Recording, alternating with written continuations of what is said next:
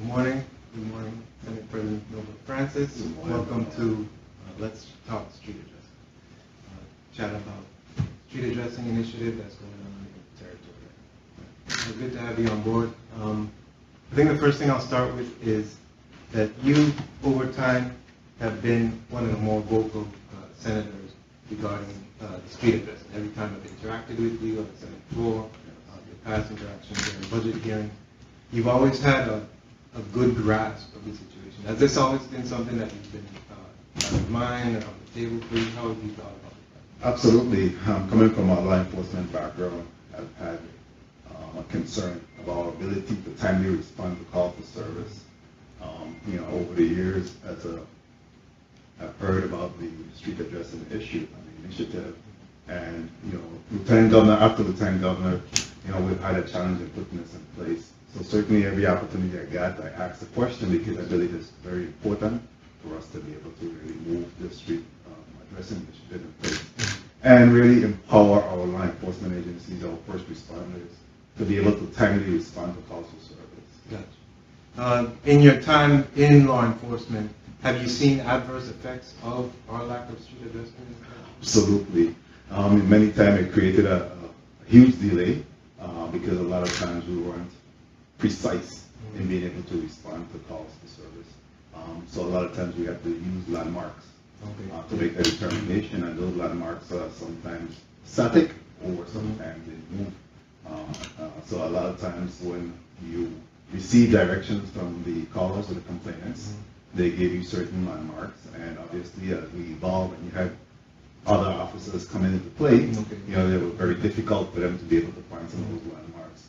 And when you get a call for service, timing is essential, and we want to make sure that you're precise in your response. So that certainly was a challenge for us over the years. Have you seen any other effects as far as the other agencies? I know from some of the boards that you chair, have you seen any adverse effects on that end for some of the other agencies, like Public Works? Yes, certainly for Public Works, I believe, by TEMA, some of those other areas, even in the private industry, for example, we have had issues with them being able to find location as a utility company.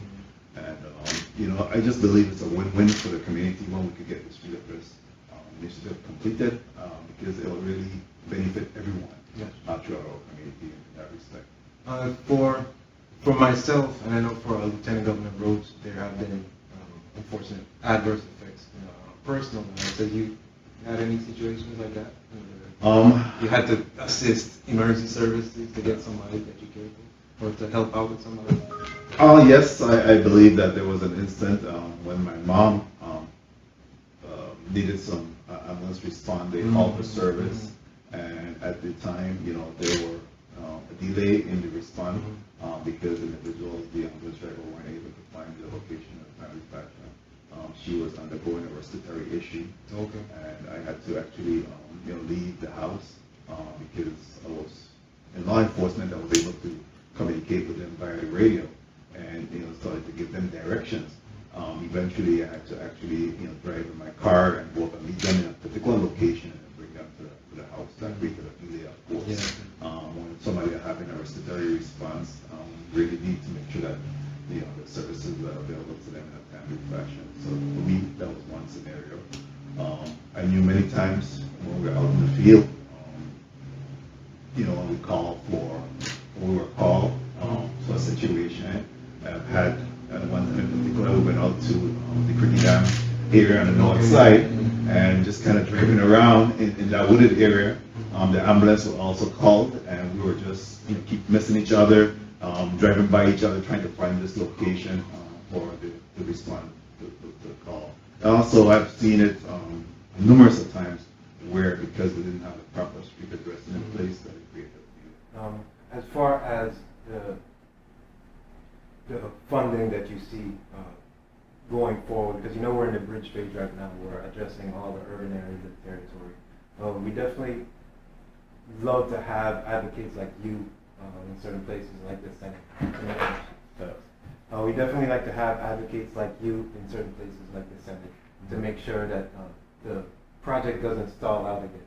Is that something that is in the back of your mind, that we might get past this phase and then that lapse happens again? Absolutely, I think it's critical for us to be able to provide the funding. Again, I have indicated this is a win-win for our community, and I must say kudos to Lieutenant Governor Roach and yourself, Yes.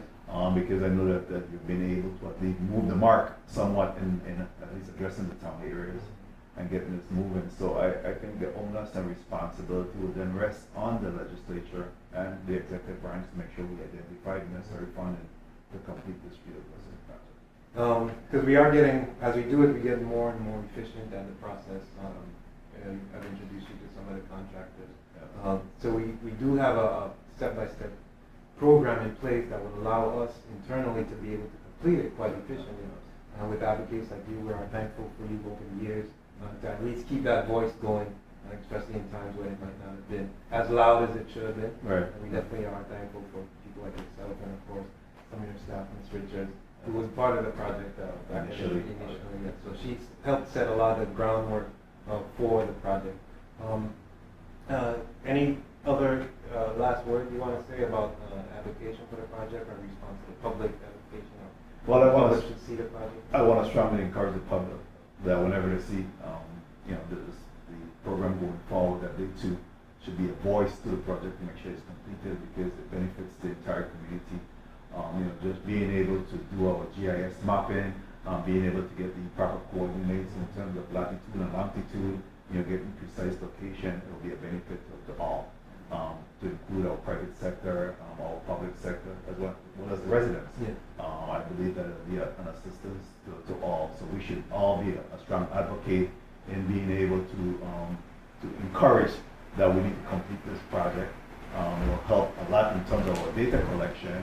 It will help us even when individuals come to our community. Yes. Our islands, we saw what happened during the response by FEMA. Mm-hmm. A lot of times immediately after the hurricane that we have to actually put up plywood outside of a home, spray painted with numbers and address a system.